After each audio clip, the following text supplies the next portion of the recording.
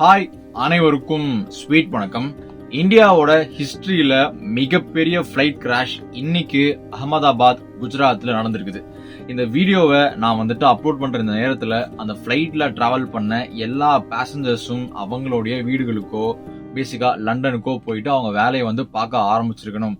ஆனால் அந்த flight take off ஆன வெறும் 4 நிமிஷத்துக்குள்ளேயே ஆக்சிடென்ட் ஆகி கிட்டத்தட்ட அந்த ஃபிளைட்ல போன 252 பேர் பேசஞ்சர்ஸ் பைலட்டு அவங்களாம் சேர்த்தி 252 பேர்ல 251 பேரோடைய நிலைமை என்னன்னே தெரியல. கிட்டத்தட்ட டெட் இறந்திருப்பாங்கன்னு சொல்லிட்டு தான் எல்லாருமே சொல்றாங்க. அதுல ஒருத்தர் மட்டும் தப்பிச்சு வெளியே வந்துட்டாரு. ஸோ அவர் என்னன்றது அப்புறமா பார்ப்போம். ஸோ ஆல்மோஸ்ட் இந்தியாவே பயங்கர ஒரு சோகத்திலையும் ஒரு மாதிரி ஒரு அதிர்ச்சியில தான் இருக்குன்னு நம்ம சொல்லணும். ஸோ இந்த ஒரு இன்சிடென்ட் இது அப்படிதான் ஏர் இந்தியா நிர்வாகம் சொல்லுது.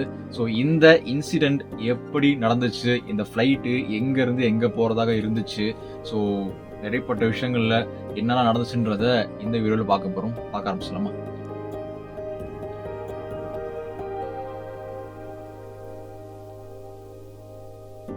நான் ஆல்ரெடி சொன்ன மாதிரி இன்னைக்கு மதியானம் கிட்டத்தட்ட ஒரு 1:38 மணிக்கு சர்தார் வல்லபாய் பட்டேல் ஏர்போர்ட்ல இருந்து அகமதாபாத்ல ஸோ இந்தியாவில இருந்து லண்டனுக்கு ஒரு ஃபிளைட் கிளம்புறதுக்கு ரெடியா இருக்குது.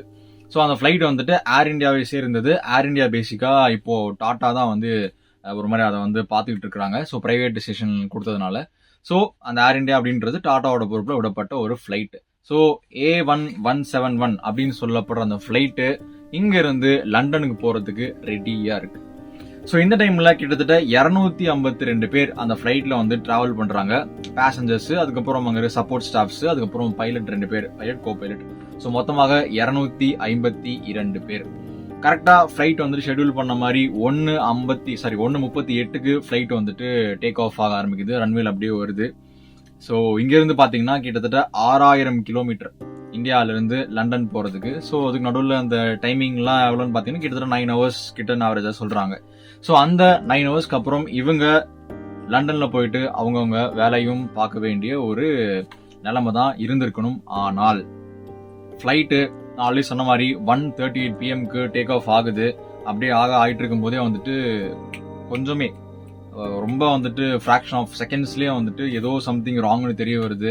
மேல பைலட் கிட்ட இருந்து கீழே கண்ட்ரோல் ரூம் இருக்கும் பாத்தீங்களா, இந்த ஏவியேஷன் ரூம் சொல்லுவாங்க. ஸோ அதுக்கு மேடே கால் அப்படின்றது வருது. இந்த மேடே கால் அப்படின்னு என்னன்னா ஃபிளைட்டு அர்ஜென்டா லேண்டிங், ஃபிளைட்ல ஏதோ ஒரு கோளாறு, இந்த மாதிரி விஷயங்கள் அப்படின்னு நடக்கும்போது மேடே கால் அப்படின்றது கொடுப்பாங்க.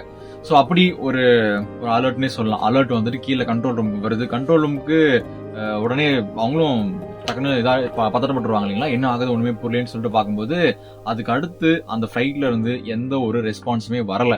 ஸோ அதனால இவங்களுக்கும் ஒண்ணுமே புரியல, என்ன நடக்குது ஒண்ணுமே தெரியலன்னு சொல்லிட்டு இருக்கும்போது தான் சரியாக 4 நிமிஷத்துல அந்த ஃபிளைட் போய் கிராஷ் ஆகுது. எப்பவுமே பொதுவா அந்த ஃபிளைட் கிராஷ் இப்படி நடக்கும்போது மோஸ்டா எங்க ஆகும்னா அந்த மலை பிரதேசங்கள்ல அல்லது காட்டுக்குள்ள. ஏன்னா பைலட்ஸ் முக்கியமா அந்த நகரவாசிகள் இருக்கிற இடத்துல ஃபிளைட் லேண்ட் பண்ண மாட்டாங்க.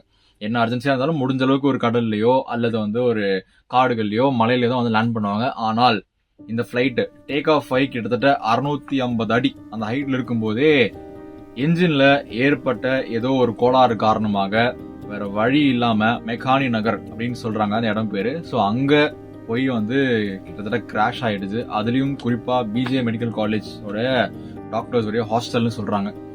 ஸோ அங்க போயிட்டு கிராஷ் ஆயிடுது. இதுல என்ன கொடுமைன்னு பாத்தீங்கன்னா கடல்லையோ இல்ல காட்டுலயோ மலையிலயோ மோதினா கூட அந்த ஃபிளைட்ல இருக்கிறவங்களுக்கு மட்டும்தான் ஆபத்து. இந்த மாதிரி நகரங்கள்ல போய் மோதும் போது அந்த ஃபிளைட்ல இருக்கிறவங்களும் சேர்த்தி, அந்த ஊர்ல அந்த இடத்துல அந்த பில்டிங்ல இருக்கிறவங்களும் சேர்த்தி இது ஒரு மிகப்பெரிய ஒரு டிசாஸ்டர் தான் என்னை பொறுத்த வரைக்கும். ஸோ அது போய் கிராஷ் ஆயிருக்கு. ஒரு வீடியோஸ் பயங்கரமா சர்க்குலேட் ஆயிட்டு இருக்கு. பாக்குறதுக்கே இன்னமும் மாதிரி இருக்கு. அந்த நோயிங்னு ஒரு படம் வரும், நோயிங் பார்த்துட்டுனாலும் தெரியல. ஸோ அந்த படத்துல இதே மாதிரிதான் ரோட்ல திடீர்னு ஒரு ஃபிளைட் கிராஷ் ஆகும். எனக்கு டக்குனு அதெல்லாம் ரிமைண்ட் ஆச்சு. அது பார்க்கும்போது ஒரு மாதிரி சரி ஓகே நம்ம அதை விட்டு வெளியே வரும். ஓகே, இப்போ எப்படி இந்த ஆக்சிடென்ட் நடந்திருக்கலாம் அப்படின்றதுக்கு சில பல காரணங்கள் யூகிக்கப்படுது. பொதுவா அந்த ஃபிளைட் ஆக்சிடென்ட் நடந்தா என்ன சொல்லுவாங்க, கிளைமேட்டிக் சேஞ்ச் ரொம்ப இதா இருக்கும், கிளைமேட் ரொம்ப இதா இருந்ததுனால ரொம்ப டர்புலன்ஸ் அதெல்லாம் ஒரு மாதிரி சரியா ஜட்ஜ் பண்ண முடியலன்னு சொல்லுவாங்க இல்லைங்களா. அப்படி ஏதாவது பிரச்சனையாடா அப்படின்னு கேட்டீங்கன்னா கிட்டத்தட்ட இந்த இந்த இன்சிடென்ட் நடந்த இடத்துல அந்த சம்பவம் டைம்ல கிட்டத்தட்ட 36 டிகிரி வந்துட்டு டெம்பரேச்சர் இருந்திருக்குது. நல்ல ஒரு ரொம்ப பனிமூட்டம்லாம் எதுவுமே கிடையாது, நல்லா கிளியரா தான் இருந்திருக்கு. கிட்டத்தட்ட 6 கிலோமீட்டருக்கு தெளிவாக பார்க்கக்கூடிய ஒரு நிலைமை தான் வந்துட்டு நிலவி இருக்குது. ஸோ அப்படி இருக்கும்போது கிளைமேட்டிக் சேஞ்ச்னால இந்த ஒரு இன்சிடென்ட் நடக்கல. ஓகேயா? அடுத்து பாயிண்ட் நம்பர் 2, ஃப்ளைட்ல ஏதாவது கோளாறா? இப்போ டேக் ஆஃப் ஆகும்போதோ இல்லை அதுக்கு முன்னாடியேவோ வேற ஏதாவது பார்ட்ஸ் ஏதாவது பிரச்சனையா, இல்லை அது வந்துட்டு உள்ள ஏதாவது சரியா வந்துட்டு செட்டிங் ஏதாவது டக்குன்னு மாறி போச்சா, என்ன பிரச்சனைன்னு சொல்லிட்டு அந்த கேள்வியும் பயங்கரமா எழுது. ஸோ அதுதான் இப்போ இந்த ஃப்ளைட்ல இருந்து உயிரோட வந்த ஒரே ஒருத்தர், அவர் பேர் என்ன சொல்றாங்கன்னா ரமேஷ் விஸ்வாஷ் குமார். ஸோ அவர் என்ன சொல்றாருன்னா ஃப்ளைட்ல ஏற்பட்ட இன்ஜின் கோளாறுன்னு சொல்றாரு. ஆனால் அவருமே பதட்டத்தில் தான் இருந்திருப்பார், என்ன நடக்குதுன்னு புரியலன்னு சொல்லி. பட் எனிவேஸ் அவர் சொன்னதை வச்சு பார்க்கும்போது ஃப்ளைட்ல ஏதோ ஒரு இன்ஜின் கோளாறு ஏற்பட்டிருக்குன்னு சொல்லிட்டு தான் நமக்கு புரியுது. சரி, ஓகே, இவர் மட்டும் எப்படா தப்பிச்சார் அப்படின்னு பார்த்தீங்கன்னா இவருடைய சீட் நம்பர் 11A சொல்றாங்க. ஸோ இன்னைக்கு ட்விட்டர்ல வடவர் சோஷியல் மீடியாஸ்ல வந்துட்டு இந்த 11A சீட்டை பத்தி தான் பயங்கரமா டாக்ஸ் போயிட்டு இருக்கு. ஏன்னா அவ்வளோ பேர் போன ஃப்ளைட்ல 11A போன ஒருத்தர் தப்பிச்சிட்டாருன்னு சொல்லிட்டு பேசிட்டு இருக்காங்க. சரி, ஓகே, இந்த 11A சீட்ல போனவர் பாத்தீங்கன்னா எல்லாத்தையுமே ஓரளவுக்கு அப்படியே சொல்றாரு. ஃப்ளைட் கிளம்புன ஒரு சில நிமிஷங்கள்லயே வந்துட்டு ஒரு மாதிரி ஃப்ளைட் ஆட ஆரம்பிச்சுது. உடனே இந்த மேடை கால்லாம் பண்ணாங்க. திடீர்னு ஒரு பேங், ஒரு டமால் சத்தம் கேட்டுச்சு எங்கெங்கயோ, எனக்கு ஒண்ணுமே புரியல. அதுக்கப்புறம் ஃப்ளைட்டு ஃபயர் ஆகுறதுக்குள்ள நான் வந்துட்டு இந்த பக்கம் இருந்த ஒரு எக்ஸிட் வழியா நான் வந்துட்டு வந்துட்டேன். அதுக்கப்புறம் நான் வந்துட்டு அங்க அந்த இடத்துல சிக்கி இருந்திருக்காரு. அதுக்கப்புறம் இந்த மீட்பு படம் எல்லாம் வரும்போது அப்படியே அவங்களோட வந்துட்டு தப்பிச்சு வெளியே வந்திருக்காரு. ஸோ இதுதான் ரமேஷ் விஸ்வாஷ் குமாரோடைய அந்த ஒரு அவர் சொன்ன அந்த மேட்ரு. அவர் கூட அவருடைய பிரதரும் வந்திருக்கிறாரு. அவர் நிலைமை என்ன, அவர் உயிரோடு இருக்காரா இறந்துட்டாரான்றதும் இன்னும் சரி வர நமக்கு தெரியல. ஸோ ஆன் த ஹோல் இதுதான் இந்த ஃப்ளைட்டோடைய ஒரு சின்ன ஒரு சம்பவத்தோடைய ஒரு தொகுப்புன்னு சொல்லலாம். இதுல இன்னொரு விஷயம் ஆட் ஆனா என்ன சொல்லலாம்னு பாத்தீங்கன்னா, இந்த போயிங் ரக விமானங்கள், இப்ப இந்த சொன்னா இல்லைங்களா ஏர் இந்தியா ஃபிளைட், ஸோ இதுவே வந்து ஒரு போயிங் ரக விமானம் தான். கிட்டத்தட்ட இது பேர் 787-8 சொல்றாங்க. ஸோ இந்த போயிங் விமானங்களும் அதோடைய ஆக்சிடென்ட்ஸும் சமீப காலங்களாக 1-2 அங்கே நடந்துகிட்டு இருக்கு. ஸோ அதனால போயிங் விமானங்களுடைய அந்த ஒரு கட்டமைப்பு, அந்த ஒரு ட்ரஸ்ட் ஃபேக்டர் எந்த அளவுக்கு உறுதியா இருக்கு, எந்த அளவுக்கு சேஃப்டின்னு சொல்லிட்டு ஒரு கொஸ்டின் மார்க் தான். சைனா இன்ஃபேக்ட் வந்து போயிங் ரக விமானங்களை நாங்கள் வந்துட்டு வாங்குறதே நிப்பாட்ட போறோன்ற மாதிரிலாம் வந்துட்டு ஒரு மாதிரி டாக்ஸ் சொல்லியிருந்தாங்க. ஸோ அப்படி பார்க்கும்போது என்ன காரணம் இந்த ஆக்சிடென்ட்டுக்கு?